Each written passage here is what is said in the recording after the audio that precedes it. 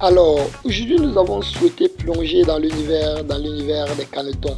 Ces animaux incroyables à multiples références. Alors, ici Martien Talon, entrepreneur agropastoral, promoteur Ferrafcuma Cameroun et comme toujours, auteur du livre Cunicole intitulé La cuniculture, ma passion.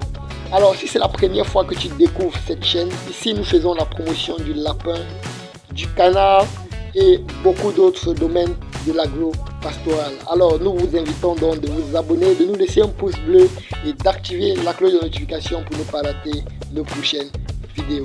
Alors nous entrons donc directement dans le vif du sujet.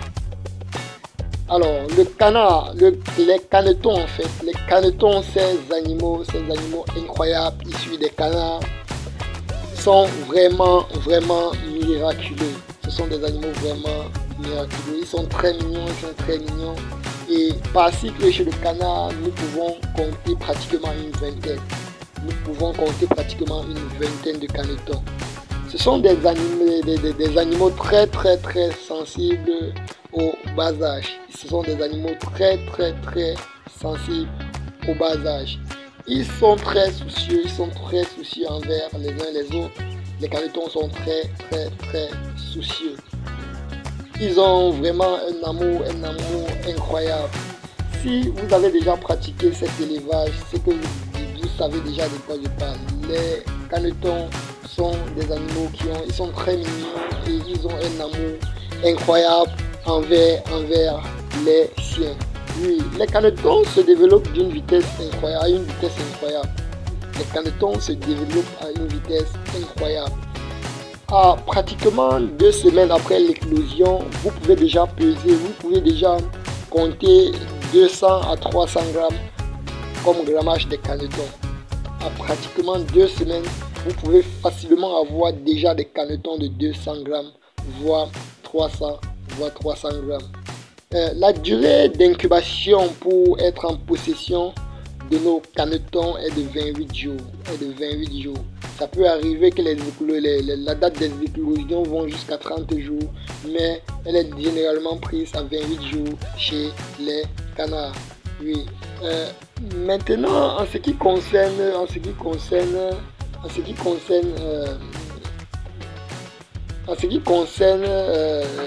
taux, en ce qui concerne le taux de consommation en aliments, le caneton n'a pas trop d'exigences en ce qui concerne l'alimentation. Il n'a pas trop d'exigences en ce qui concerne l'alimentation. Dès qu'il naît, il a déjà la capacité de manger la nourriture que la maman mange, que sa maman consomme. Elle a déjà la capacité de manger la nourriture que la maman consomme. Le même jour de l'éclosion, à un jour de la naissance du caneton, il a la possibilité de nager et à marcher. N'est-il pas un animal incroyable? Généralement, à la naissance, les canetons naissent avec la couleur jaune. On observe rarement des cas où on a de la couleur noire, on a des multicouleurs jaune et noir. Oui, n'oublions pas aussi que à la naissance, en fonction des races, les canetons ont un grammage compris entre 85 et 100 grammes. Entre 85 et 100 grammes à la naissance, ils ont ce grammage compris dans cet intervalle de temps-là, juste après l'éclosion. Oui, juste après l'éclosion. À la naissance, généralement, les canetons, en fonction des races, comme je l'ai dit plus tôt, prenons l'exemple peut-être chez les canards les plus adultes. Lorsque vous avez un canard de 6 mois de Pékin, un canard de Pékin de 6 mois et un canard de Barbarie de 6 mois, ils n'ont quasiment pas le même format. Les canards de Pékin sont beaucoup plus développés que les canards de Barbarie. Ce qui en est de même pour les jeunes canetons. Chez les canards de Pékin, on observe des canetons beaucoup plus développés par rapport aux canetons de Barbarie. C'est un peu ça.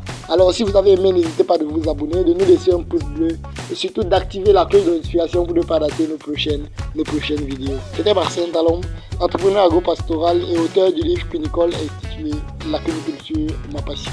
Ciao.